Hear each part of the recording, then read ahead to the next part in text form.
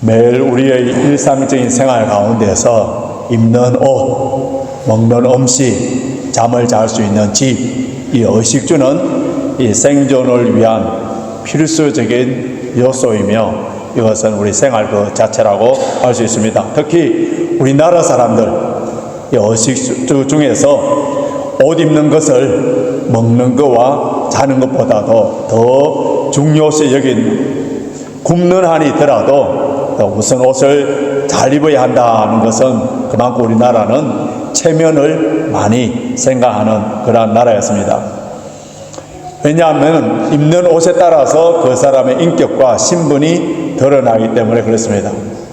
아담과 하와가 하나님께 죄를 범하고 난 뒤에 그들이 스스로 무화과 나무잎으로 자신의 수치를 가리기 위해서 만든 그 옷이 인류의 최초의 옷이었습니다. 그런데 그것으로 수치를 다 가릴 수가 없었어요. 결국은 하나님께서 그들에게 가죽옷을 입혀주셨는데 이 가죽옷에서부터 이미 예수 그리스도의 죽음과 의의 옷에 대한 이 복음이 이미 담겨져 있는 것을 우리가 볼 수 있습니다. 그에 우리 인간들은 옷을 입는데 옷은 우리 자신을 몸을 보호할 뿐만 아니라 자신의 어떤 성품이나 신분이나 심지어 직업을 나타내고 또 우리 여성분들은 이 옷을 통하여서 자신의 미모를 드러내는 그러한 도구가 되었습니다. 그래서 옷은 날개다, 옷은 날개다 라는 말이 있는 것처럼 사람이 옷을 입는 것에 따라서 달라 보이는 거예요. 우리 남자 집사님들 평소에 집에서 보는 아내의 모습과 오늘 교회당에 와서 아내의 모습이 완전히 달라 보이는 것도 잘 차려입은 옷 때문에 그렇습니다. 영국 속담에 보면은 깨끗한 의복은 좋은 소개장이다. 깨끗한 옷은 좋은 소개장이다. 이러는 속담이 있고요. 우리나라 속담에는 입은 거지는 얻어먹어도 벗은 거지는 얻어먹지 못한다 라는 말이 있는 것처럼 어떻게 옷을 입느냐에 따라서 마음가짐이 달라지는 거예요. 그래서 시간과 장소에 입고 가야 될 옷이 있고 또 그 환경에 맞는 옷이 있습니다. 잔치집에 입고 가야 올 옷이 있고요. 초상집에 문안하기 위해서 입고 가야 되는 옷이 있고 또 음악회에 입고 가야 될 옷이 있고 골프장에 입고 가야 될 옷이 다 다릅니다. 특별히 결혼에 초대받았을 때에 그때에 그냥 청바지나 반바지나 입고 슬리퍼 신고 가면은 어떻겠습니까? 몇 년 전에 제 딸이 결혼할 때에 다른 분은 다 기억이 안 나는데 어떤 한 분이 그냥 허무르한 옷을 입고 그 결혼식에 참여하여서 같이 사진을 찍은 그런 분이 있는데 그 사람이 기억이 나는 것처럼 그런 것을 통하여서 그 결혼식에 대한 그 사람에 대한 예의에 어긋나는 그런 경우들도 있을 수 있죠. 오늘 본문 말씀에 보면은 잔치집에 예복을 입지 않고 참여함으로 말미암아 쫓겨난 사람에 대한 이야기가 나오는데 옛날에 어떤 왕이 있었는데 그 왕은 자기 아들을 위하여서 혼인잔치를 배설했습니다.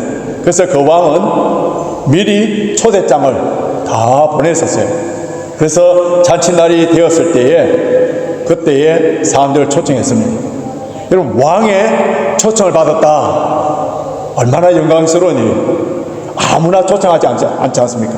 왕의 초청을 받았는데 그런데 이런 왕의 초청을 받은 그 잔칫날에 오라 하니까 어떤 사람은 나는 밭에 가서 일해야 되고 나는 비즈니스 때문에 일해야 되기 때문에 잔치에 올 수 없다 그렇게 합니다. 그러니까 왕이 이미 잔치는 배설되었고 그래서 종들을 보내어서 길거리에 나가서 누구든지 만나는 사람들을 다 데려오더라. 그래서 많은 사람들이 이제 잔치집에 몰려왔는데 근데 왕이 나가서 보니까 한 사람이 예복을 입지 않은 거예요. 그래서 결국은 그 사람을 쫓겨나게 했더니 그 사람은 이를 갈며 섭해 울었다는 것이 오늘 본문입니다. 이 비유에서 크게 두 종류의 사람을 나눌 수 있는데 첫 번째 분류의 사람은 왕의 초청에 거부한 사람입니다. 두 번째 분류의 사람은 왕의 잔치에 왔지만은 그러나 예복을 입지 않아서 쫓겨난 사람이에요. 예수님께서 이 비유 왕의 잔치에 대한 혼인잔치를 잘 이해하기 위해서는 1세기에 이스라엘의 그 결혼에 대한 풍습을 좀 알아야 되는데요. 예수님 당시에 헬라 사람들은 하루에 우리처럼 3끼를 식사했습니다. 로마 사람들은 4끼를 했고요. 근데 유대인들은 그 당시에 2끼만 식사했는데, 2번 식사 중에 첫 번째는 한 오전 10시 정도, 오늘 아마 대부분의 성도들이 그 정도 돼서 식사하고 오신 것으로 알 수 있는데요. 늦은 조반을 들고, 그리고 저녁에는 언제 한번 먹느냐 하면은 해가 질 때에 더 이상 일을 할 수 없을 그 당시에 저녁을 먹습니다. 그런데 보통 잔치는 저녁에 베풀어지는데, 오늘 본문 말씀에 혼인잔치라는 말을 헬라어로 가무스라 되어 있는데, 이 가무스라는 말을 복수 명사예요. 이 말은 뭐냐 하면은 이스라엘의 잔치는 하루만 되는 것이 아니라 일주일 내내 계속 진행됩니다. 본문에서 소개되는 잔치는 왕의 아들의 혼인잔치라고 되어 있는데, 여러분 잔치 중에 가장 즐거운 잔치, 아들, 자녀들의 결혼잔치, 이것이 가장 기쁜 잔치. 그래서 이 왕은 자기 아들의 혼인잔치이기 때문에 온갖 정성을 다 들여서 준비를 했는데, 자, 4절 한번 보십시오. 4절 하반절을 보시면은 소와 살찐 짐승을 잡고 모든 것을 갖추었으니, 이 소라는 말이 나오는데 이 헬라어로 타우루스예요. 소들 중에서 가장 큰 황소를 지칭합니다. 그런데 이 황소 한 마리를 잡으면은, 제가 인터넷을 통해서 찾아보니까요, 이 살코기가 273kg 나온답니다. 273kg를 몇 명이 먹을 수 있냐면 최소한 1,300명은 먹을 수 있는데, 근데 오늘 본문에서 사용되는 소는 복수예요. 그 2마리 이상입니다. 그러면은 지금 왕이 잡은 고기를 통해서 2,000명이 넘는 사람들을 먹을 뿐만 아니라 또 뭘 했다고요? 살찐 짐승, 양이나 소나 닭, 이런 것을 잡으면 이것도 다 복수로 되어 있습니다. 그러니까 모든 것을 다 준비된, 왕은 이 아들의 결혼을 너무너무 기뻐해서 풍성하게 완벽하게 모든 것이 부족함이 없도록 다 갖추어진 그런 잔치. 자, 이 비유에서 잔치를 배설한 왕은 누구 계세요?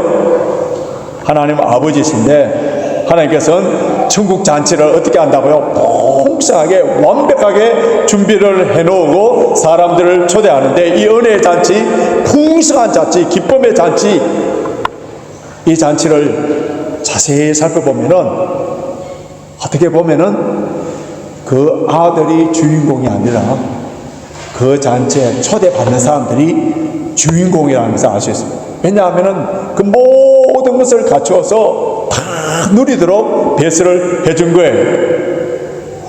그래서 천국은 마치 혼인잔치와 같은 곳이기 때문에 우리는 이 세상에서도 이런 천국을 누리면서 살 수 있는데, 그런데 우리가 천국 했을 때에 우리는 천국에 대해서 죽어서 가는 영원한 세상으로만 이해하면은 종말론적인 개념으로 내세지향적인 신앙생활을 할 수 있는 거예요. 그런데 이런 천국의 반대로 천국은 현실의 기복적인 축복으로 이해하여서 이 땅의 부귀영화를 누리는 것이 천국이다, 이렇게 생각하여서 그 천국을 이 땅 위에 건설하고자 하는, 유토피아를 건설하고자 하는, 그것도 잘못된 생각입니다. 우리는 하나님 말씀에 근거하여서 천국에 대해서 바른 이해를 해야 되는데, 죄에서 구원받은 백성들의 하나님의 통치를 받는 것, 그 삶의 모든 영역이 천국에, 물론 우리가 죽어서 가는 천국 미래성이라면은 현재 나의 삶 가운데 하나님의 통치를 받을 때 천국의 현재성, 천국의 기쁨을 우리가 누리면서 살 수 있다는 거예요. 그래서 우리 찬송가를 보면은 천국에 관한 노래들이 많이 나오는데, 대부분 다 천국에 대한 미래성을 이야기하는 그러한 가사고요. 유일하게 495장 보면은 천국의 현재성을 이야기합니다. 우리가 잘 아는 가사인데, 높은 산이 거친 들이 초막이나 궁궐이나 내 주 예수 모신 곳이 그 어디나 하늘나라. 하늘나라가 뭐예요? 천국이지 않습니까? 내 주 예수 모신 곳, 내 주 예수님이 다스려 주시면은 그것은 어떻다고요? 내 심령이 천국이라는 거예요. 오늘 예배 드리는 이 순간에 우리 장로님께서 기도해 주신 것처럼 성령의 기름 부으심이 있고 하나님이 통치하는 그러한 사람은 이미 말할 수 없는 평강과 기쁨을 누리는, 천국을 누리는 사람이에요. 우리 가정이 예수님이 다스려 주시면은 아무리 경제적으로 어렵고 병든 어려운 상황이라 하더라도 천국이고, 우리 회사와 모든 것들이 하나님이 다스려 주시면은 그것은 바로 천국이라는 거예요. 그런데 이 천국의 기쁨을, 풍요로움을 누리지 못하는 사람이 있는데, 이 사람들은 누구냐 하면은, 첫째, 그 왕의 초청에 거절해버리세요. 자, 5절 보십시오.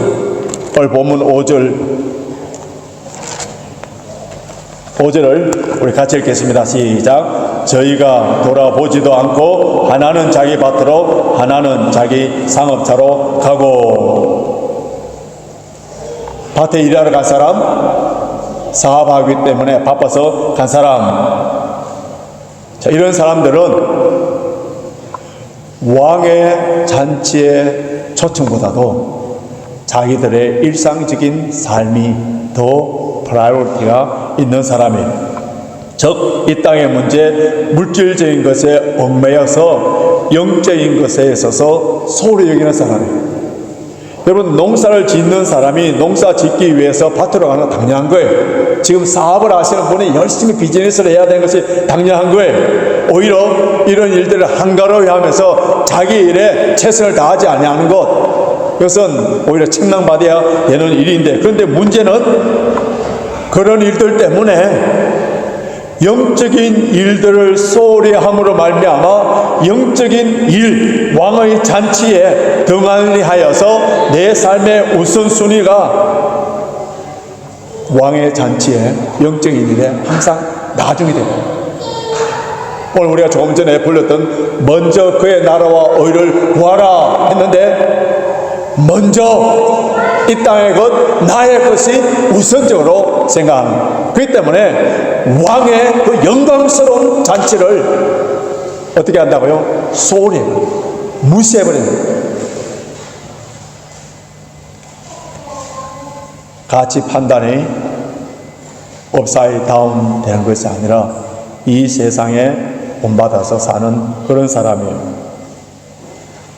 자, 왕이 배설한 엄청난 큰 잔치에 이미 초청받은, 아마 왕이 처음에 초청받은 이 사람들은 아마 귀족들일 거예요. 근데 이들이 다 거절을 하니까 왕이 종들을 사거리에 보내서 길에 만나는 사람대로 다 들어오라 했었어요. 근데 그 만나는 사람들 중에서 어떤 사람들이 있느냐 하면은, 악한 사람도 있고 선한 사람도 있다고 했어요. 악한 사람, 선한 사람. 근데 그거 가리지 말고 다 데려오라. 그래서 잔치에 가득, 손님들이 가득 차 있는데 왕이 나와서 보니까 그 중에 한 사람이 예복을 입지 않아요. 그래서 그 사람에게 왕은 어찌하여 너는 그 결혼식에 맞는 그 예복을 입지 않았느냐, 그렇게 질문을 하니까 이 사람이 한마디도 대답하지 못했습니다. 자, 12절 보십시오. 12절 하반절 보시면은, 저가 유구무원이언을 헬라어로 에피모세인데, 제가를 입에 막다, 즉 입에 소의 입에 망대를 세워서 어떤 말도 하지 못했다. 결국은 수족을 결박하여서 바깥 어두운 곳에 내 던져버렸다. 그랬더니 어떻게 됐느냐 하면은 13절 하반절 보십시오. 슬피 울며 이를 갈미 있으리라. 마태복음에서 마태가 아주 즐겨 사용되는 그런 전문 용어인데요. 마태복음에서 무려 6번이나 나오는데 완전한 절망이에요. 일반적인 슬픔이 아니라 종말에 대한 심판, 더 이상 이제 어떻게 할 수 없는 마지막 종말론적인 심판을 통하여서 완전히 절망적인 통곡을 말하는 거예요. 그런데 우리는 여기서 한 가지 궁금한 의문점이 생깁니다. 왜 이 사람이 잔치집에는 다 들어왔는데 왜 이 사람이 예복을 입지 않았느냐? 다른 사람들은 다 예복을 입어서 그 잔치를 즐기고 있는데 왜 이 한 사람만은 예복을 입지 않았느냐? 사실 우리는 결혼식에 참여하기 전에 미리 이제 인비테이션 카드를 받으면은 내일 며칠 날 간다 하면은 우리 남자들은 할 수만 있으면 정장으로, 여자분들은 양장이나 한복을 입고 그래서 그 예식에 맞게끔 옷을 입고 갑니다. 그런데 이 본문에 왕의 잔치에 참여했던 이 사람들은 누구냐 하면은 사거리에 나가서 길거리에 막 돌아다니는 사람들, 그러니까 집에 가서 예복을 갈아입고 올 수 있는 사람들이 아니에요. 더구나 이곳에 초청받은 사람들은 예복을 입을 만큼 귀한 사람도 아닙니다. 동일한 본문을 다루고 있는 누가복음을 보시면은 이때 초대받은 사람은 누구냐 하면은 가난한 자, 병신들, 소경들, 전원자들, 사회에서 철저하게 소외당한 그러한 사람들이에요. 그런데 어떻게 이런 사람들이 다 예복을 입고 있습니까? 왕은 이 혼인잔치에서 참여하는 사람들을 위하여서 다 예복을 준비해 두었다가 오는 사람들에게 그 예복을 입도록 해줬다는 것을 알 수가 있는 거예요. 그들은 얼떨결에 그냥 자기가 입는 누더기 옷, 더러운 옷 이런 걸 신고 잔치집에 참여했는데, 그런데 입구에서 예복을 다 나눠주는 거예요. 그 예복을 입기에 모든 옷을 다 벗어버리고 입는 옷이 아니라 그냥 겉으로 입을 수 있는, 조금 후에 제가 이제 성찬식 할 때 가운을 입는데 이 가운처럼 겉으로 입을 수 있는 것, 그 망토라든지 겉옷을 입어버리면은 그 모든 더러운 것을 다 가려질 수 있는 그런 옷이었어요. 근데 이 한 사람은 그 예복을 입지 않는 거예요. 왜 너는 예복을 입지 않았느냐? 왕이 질문했을 때 한마디도 대답 못했다는 것은 변명의 이유가 하나도 없다는 거예요. 그 사람은 왕의 왕됨을 인정하지 않는 사람입니다. 잔치에 왔지만은 그 잔치의 기쁨에 참여하고 싶지 않는 거예요. 왕에 대한 어게인스트, 무시해. 그렇다면 여기서 말하는 예복은 무엇이겠어요? 로마서 13장 14절 보면은 오직 주 예수 그리스도로 옷 입으라 되어 있는데요, 예수 그리스도의 보혈의 피로 재시선 받은 의의 옷.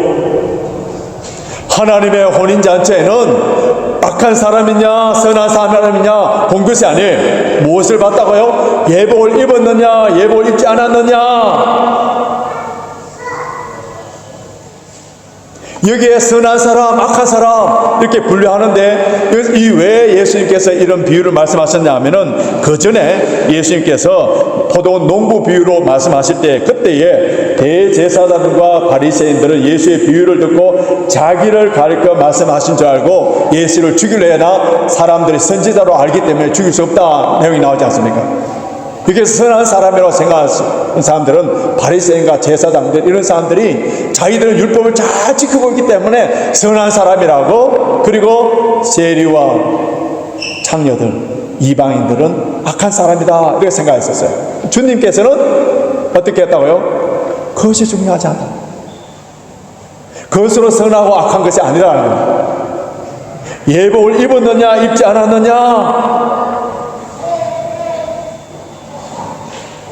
결국은 예복을 입지 않은 자는 천국 잔치에 참여하지 못했습니다. 여기서 우리에게 아주 중요한 사실을 하나 깨닫게 되는데, 예복을 입지 않은 사람,